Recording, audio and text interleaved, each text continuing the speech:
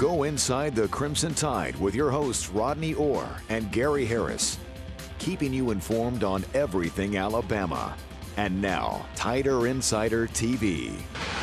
The recruiting train keeps rolling along. Alabama nabs another big-time 2019 commitment from four-star defensive end Justin Abobi out of Forest Park, Georgia. The 6'4", 263-pound end gives Nick Saban and the Tide their 16th commitment in the class of 2019.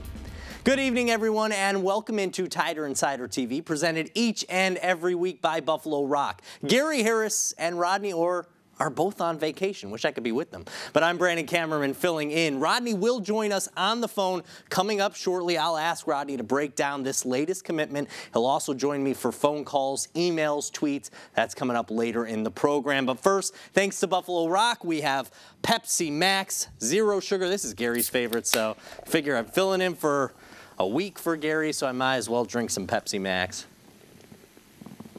And a quick note for all our buddies at Buddies, those who join us at Buddies Rib and Steak, we're going to push that back to next week so Rodney and Gary can join. So mark that on your calendar. No Buddies tonight. We'll do it next week. O.J. Howard was back in the state, home in Prattville for the Got to Juice football camp at Autauga Academy. The former Alabama tight end talked about the growth of his camp as he builds on his NFL career. Year number 2, and already we can see we got more participants, more kids come out, and I know we all out here just having fun competing. If anything, it's had exceeded expectations. I've had a great job with a supporting cast, my parents, sponsors, everybody's helping out with it, so it's been doing really well. Calvin Ridley is doing really well in Atlanta Falcons mini camp. In fact, the all-conference receiver was Atlanta's first-round pick in April, and he couldn't land in a better spot. With former Bama offensive coordinator Steve Sarkisian calling plays for the Falcons, and Ridley admitted he has a leg up on other rookies. I was a little bit ahead because the formations from college were the same here. Same name, same positions lined up. Like I said, the only thing I'm really struggling with, not that, but it's just, my alignment. And that's easy to get there, just because there's a lot of routes and all of them have different alignments and just getting to the certain spots on the field. So that's what it is. Meanwhile, a current Alabama athlete made his presence felt in Hawaii.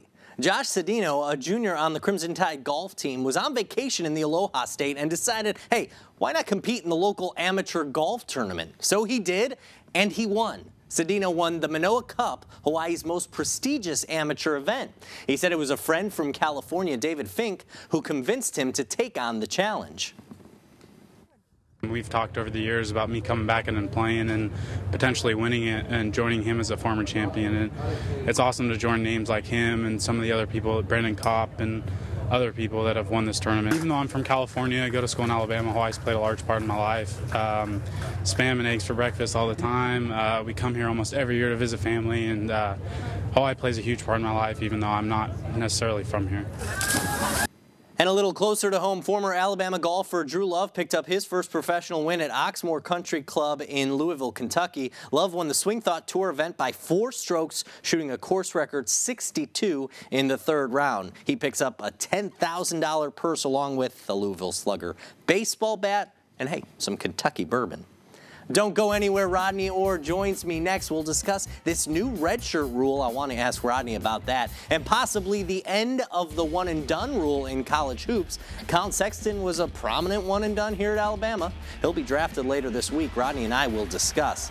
And, of course, coming up, we'll welcome your phone calls, emails, tweets. You see it right there on your screen, 205-348-WVUA, 348-9882. You can email us or tweet us using the hashtag TITV. We'll be right back with the only show that takes you inside the Tide. TITV's right back after this.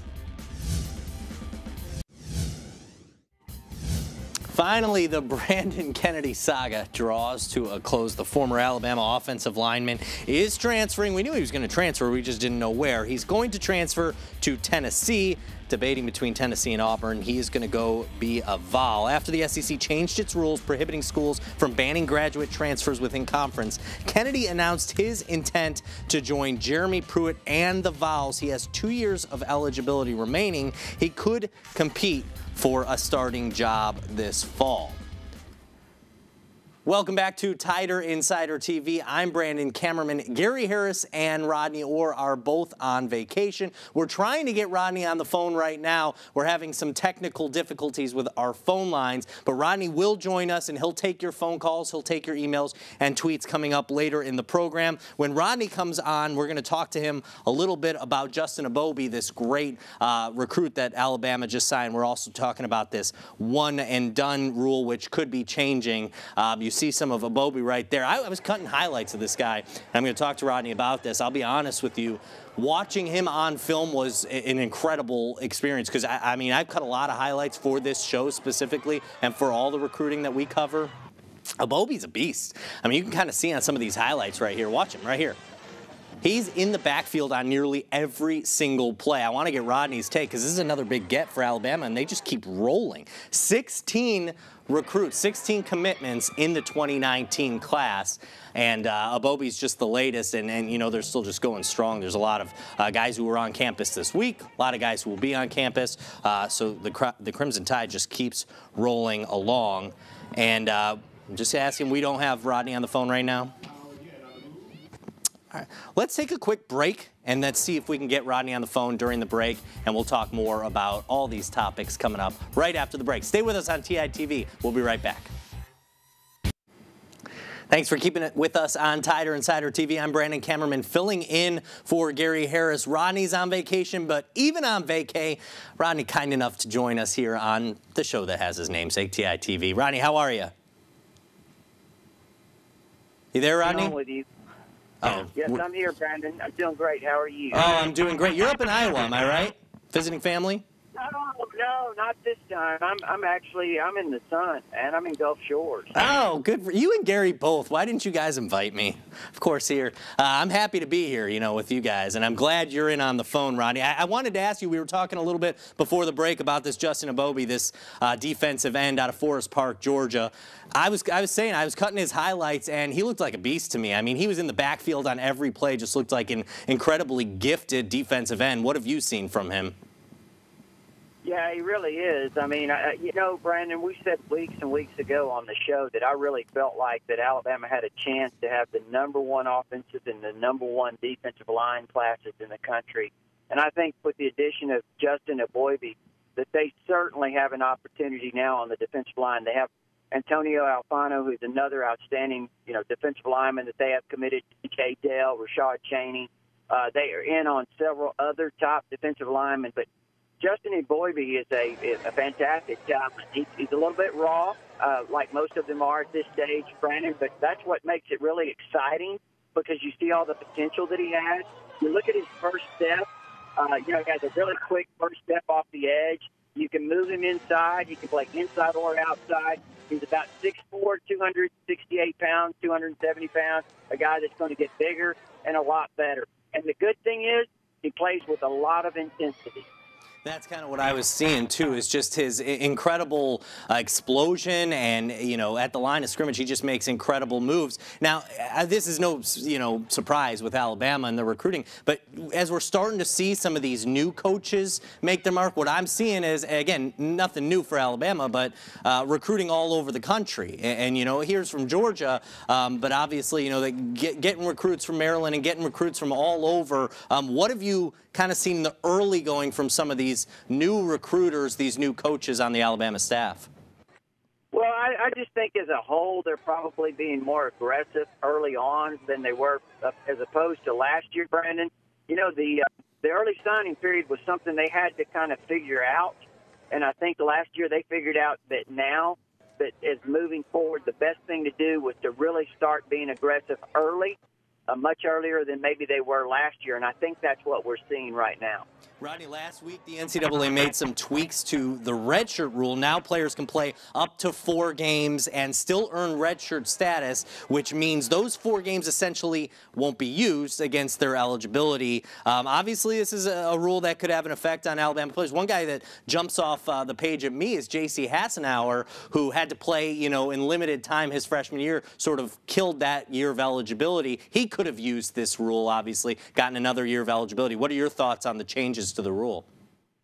Well, I think it's good for the players because it allows them to get some opportunities later in the season, throughout the season, in 4 games, whatever 4 games it might be. And, they don't burn the red shirt year. So I think it's really beneficial to the players. It keeps them engaged probably a little bit more after the first few games, Brandon, because, in the past, if you didn't play in the first 4 games or whatever, and you felt like maybe you were headed towards a red shirt year, sometimes these guys, the younger players, can kind of get disengaged a little bit. But I think now they're going to have an opportunity to play later in the season. So it's beneficial to everyone, the coaches and the players. So you think there's a good chance that we're going to see maybe some of those younger players that we wouldn't have seen, say, last year or in previous years get an opportunity to play. We're probably going to see this roster opened up a little bit. Oh, I think so. In some of the games where they're having some opportunities to play those guys, whatever it might be at some point in the season, where we would see them early in the season and then we didn't see them the rest of the year. Now I think, you're going to have an opportunity to see these guys in, like you said, 4 games, any 4 games throughout the season. Well, the NBA draft is Thursday night. Alabama will have its first player drafted in a decade. Colin Sexton will be the Tide's first-round pick since 2001. But, Rodney, I want to get your take on the rumors that the NBA is considering eliminating the one-and-done by as early as 2020. That would mean, if this report is indeed true, we'd go back to when high school players could go directly into the NBA draft. Obviously, though, Sexton was a perfect example of a one-and-done who did help Alabama for this one season. But this could have a great impact on the game. What are your thoughts on getting rid of the one-and-done rule? Well, again, I haven't really put a lot of thought into that, Brandon. I've never really liked that one-and-done deal. I think it's worked probably for Kentucky some. They've taken advantage of it and that they've recruited to that. They're capable of doing that. But, I really don't like the one-and-done. I would rather, if they're going to go one-and-done, then they might as well just let them go right out of high school. That's just kind of my feeling on it. I got you. Well, we got some callers that are calling in, and Rodney's going to hang on with us. So, again, if you're trying to get through, the number is 348-4882, 348-WVUA. You can also go on Twitter, hashtag TITV. That's where you can tweet us at. We'll get to your phone calls, emails, and tweets coming up right after the break. Phil Savage is trading hats again. He was the executive director of the Reese's Senior Bowl for 5 years. Now he is the general manager for the American Alliance of Football Phoenix team. Savage will still be the color analyst on radio for Alabama football alongside Eli Gold, but he will also try his hand at this new football venture, getting a lot of big names there at the AAF. Welcome back to TITV. I'm Brandon Kamerman, and Rodney Orr is on the phone with us, and so too is Philip from Clanton. We'll bring in Philip right now for our first phone call. Philip, how you doing? Is Philip there? All right. Do we have Tommy from Romulus? Tommy? Yeah, here's my question. We're talking about the transfer rule, graduate transfer rule. Could Alabama be looking for a linebacker like that to take Keith Holcomb's place if Keith Holcomb does not decide to play football and concentrate on baseball? Thanks, Tommy. Yeah, of course, Rodney, Keith, we still don't know for sure, but Nick Saban sort of hinted at the fact that Holcomb is possibly not going to be playing football this season and will concentrate exclusively on baseball, which, questions some of the depth there at inside linebacker. What are your thoughts on if they're looking at bringing anybody in for this season? Is Rodney there? Yes, I hear you, Brandon. I don't know if can you hear me? We got you, yeah. Okay. Again, like Nick Saban always says, Brandon, I think that if they can find a player that could be helpful to them, they certainly would. And, inside linebacker would be great. I think it's a little bit maybe late right now for that. But you're right. I think the concern is the depth issues there at inside linebacker. So they certainly have some really good players in Dylan Moses and Mac Wilson, and then some younger players behind those guys. So we'll see what happens. All right, and Rodney, I want to ask you on that note, you were talking before about this redshirt rule changing.